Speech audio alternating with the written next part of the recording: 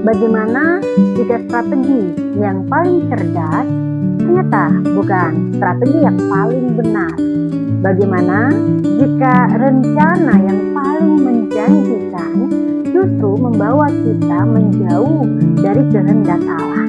Dan bagaimana jika kegagalan terbesar seorang pemimpin bukan karena ia tidak mampu merancang strategi, tetapi karena ia lupa bertanya kepada Tuhan?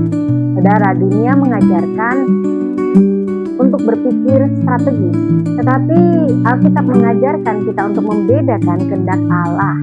Disinilah letak perbedaannya. Strategi kepemimpinan Kristen bukan sekedar strategi thinking.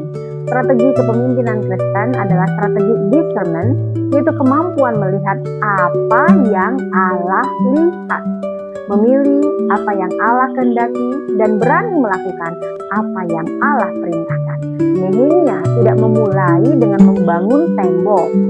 Dia memulai dengan menangis, berdoa, mengamati, mendengar, baru menyusun strategi. Paulus tidak selalu pergi ke tempat yang dia inginkan. Ada saat ketika Roh Kudus menutup jalannya, lalu membuka jalan menuju Makedonia. Itulah discernment.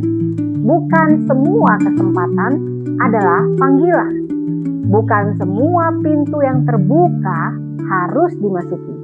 Bukan semua peluang berasal dari Tuhan. Karena visi tanpa hikmat dapat berubah menjadi ambisi. Strategi tanpa doa dapat berubah menjadi kesombongan. Keputusan tanpa firman dapat berubah menjadi kompromi. Jadi, dari sini strategi kepemimpinan Kristen mengajak kita belajar membaca dunia dengan mata kerajaan Allah. Kita belajar membedakan antara visi dan ambisi, antara keberanian dan kenekatan, antara efektivitas dan kesetiaan. Kita belajar bahwa pemimpin tidak boleh jatuh cinta pada solusi.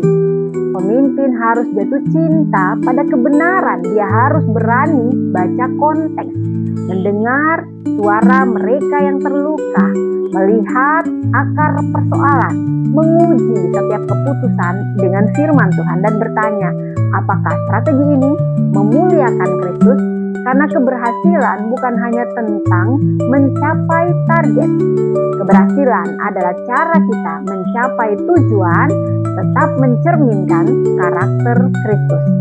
Seorang pemimpin Kristen bukan hanya penyusun rencana. Dia adalah penata layan kehendak Allah. Dia tidak sekedar mengejar hasil, dia menjaga agar setiap langkah tetap berada di bawah pimpinan Roh Kudus. Pada akhirnya, strategi terbaik bukanlah strategi yang membuat nama kita makin besar. No, strategi terbaik adalah strategi yang membuat kerajaan Allah semakin nyata. Karena dunia butuh lebih dari sekedar pemimpin cerdas. Dunia sedang memperhatikan dan menantikan pemimpin yang berhikmat, pemimpin yang mampu melihat jauh ke depan, namun tetap berlutut di hadapan Tuhan. Sebab strategi yang lahir dari doa akan memiliki keberanian untuk bertahan melewati badai. Dan strategi yang lahir dari kehendak Allah akan meninggalkan warisan yang melampaui satu generasi. Tuhan memberkati.